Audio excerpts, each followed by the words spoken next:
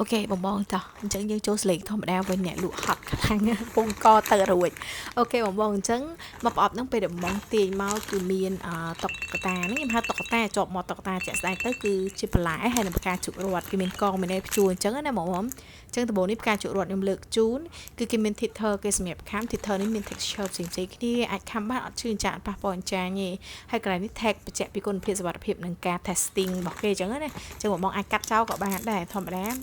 តែគេបោះគេល្អគេទៅគេដាក់មកឲ្យច្រើនចឹងឯងអូខេអញ្ចឹងស្បៃនេះស្បៃប្រភេទស្លឹកគេនឹងលឺប្រោកអញ្ចឹងហើយគេមានកន្លែង tether ខាំឲ្យដូចគ្នាអញ្ចឹងគ្រាន់តែរូបគេខុសគ្នាបងចាឬក៏ដឹងរឿងហើយយើងទៅបន្តមួយទៀតនេះគេហៅថា beetroot ជាភាសាអង់គ្លេសខ្មែរយើងបច្ចុប្បន្ននេះគេច្រើនហៅថាមើមយេនអញ្ចឹងណាបងចាអញ្ចឹងមើមយេនហ្នឹងគឺអូយខ្ជូតមែនតើតែមិនខ្ជូតតែមើមយេនទេណាចាថាប្រភេទផ្សេងៗខ្ជូតដែរប៉ុន្តែខ្ញុំចាប់អារម្មណ៍ថាគេធ្វើមើមយេនប្លែកមែនតើហើយគេធ្វើកន្លែងខំកន្លែងដូចគ្នាអញ្ចឹងបងយើងទៅបន្តទៀតនេះគេហៅថាល្ពៅប៉ុន្តែល្ពៅនេះគេហៅប្រភេទ squash ប៉ុន្តែហៅល្ពៅទៅអត់ខុសទេបងអញ្ចឹងល្ពៅហ្នឹងកន្លែងផ្កាភ្ជួរគេនឹងច្បាច់លើពីប៉តហើយកន្លែងហុកថៃភ្ជួរក្រោមគេនឹងគឺខំតូនអីដូចគ្នាអញ្ចឹងកង4枚ហ្នឹងបងមិនបោះចោលទេគឺយើងយកមកភ្ជួរ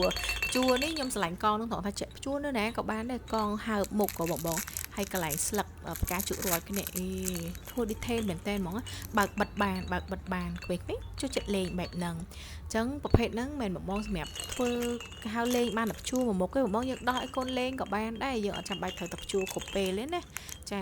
អញ្ចឹងប្រភេទនេះខ្ញុំដាក់កងដាក់ចម្រោះអញ្ចឹងទៅបងចង់ដាក់កងណាជាមួយមួយណាក៏បានដែរអត់មានខុសទាស់ទេណាហើយមុខគេដេមកស្អាតមែនតើខ្ជូតខ្លាំងគេអត់មានព្រីនគេដេមកយើងស្ទាបទៅដឹងក្រើមហ្មងអូយស្លាញ់ខ្លាំងហ្មងតោះអញ្ចឹងយើងទៅមើលវីដេអូទាំងអស់គ្នាណា